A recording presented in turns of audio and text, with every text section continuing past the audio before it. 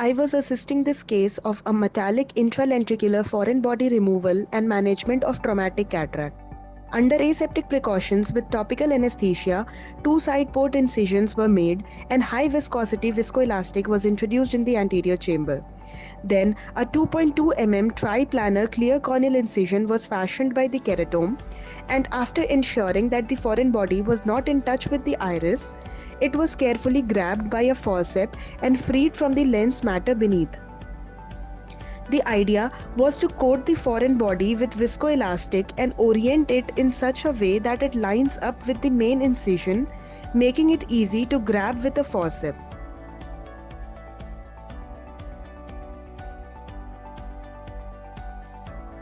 But as we can see here that it kept slipping from the forceps, so after aligning and engaging it to the entry wound, viscoelastic was used to push it out of the eye.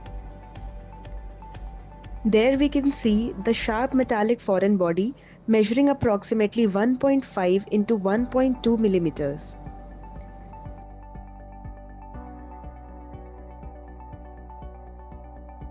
Next step is capsulorhexis, which is initiated from the opposite side by a cystitome. In a young patient like this one, we should aim for a smaller capsulorhexis as the lens is not going to have a hard density to it. And one can always of course enlarge it later if needed. There would be no need for a phaco probe here as the lens would be easily removed with just irrigation and aspiration. Nevertheless, it is extremely important to have an intact circular capsulorhexis for in the bag IOL placement. A careful hydrodissection and hydrodelineation was then done, after which Sir performed a bimanual 23 gauge irrigation and aspiration to clean up the cortical matter.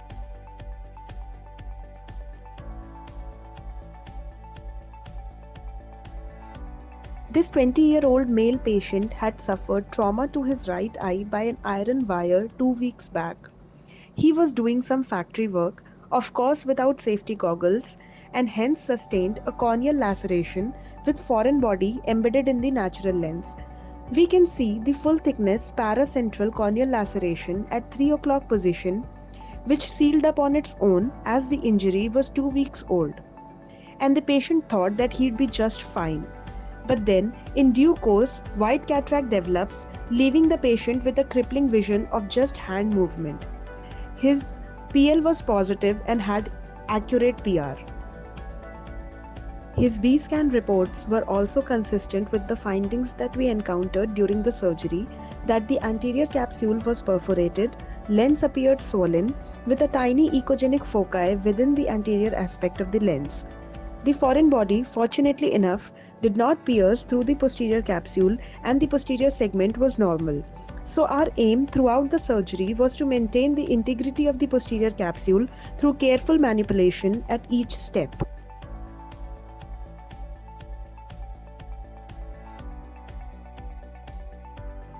After completion of successful cortical removal, an Alcon 3-piece monofocal IOL was loaded in the cartridge and carefully injected and dialed.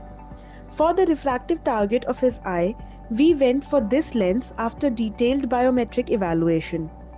As the patient is emetropic, just 20 years old and has good accommodation, the best choice was a monofocal lens with the target of about plano. The patient also had financial constraints as he was a worker and was brought to our OPD by his factory owner.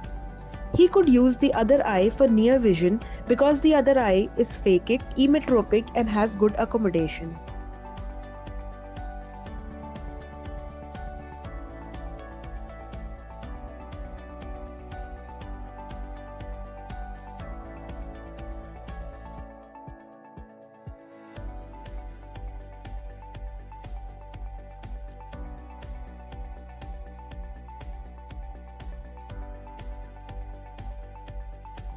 The entire viscoelastic was removed thoroughly from the anterior chamber and all the ports were hydrated and sealed. But as we can see that the anterior chamber wasn't formed, so an air bubble had to be injected. but just then the corneal wound gave way and the sealed flap opened up.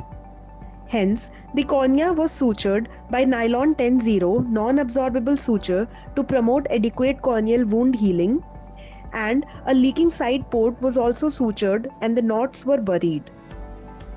Fortunately, the corneal scar wasn't in the line with the visual axis, so we were expecting a good visual outcome of the patient. Routine post-op medications were initiated, and after 1 week his vision returned to 6/6 partial unaided.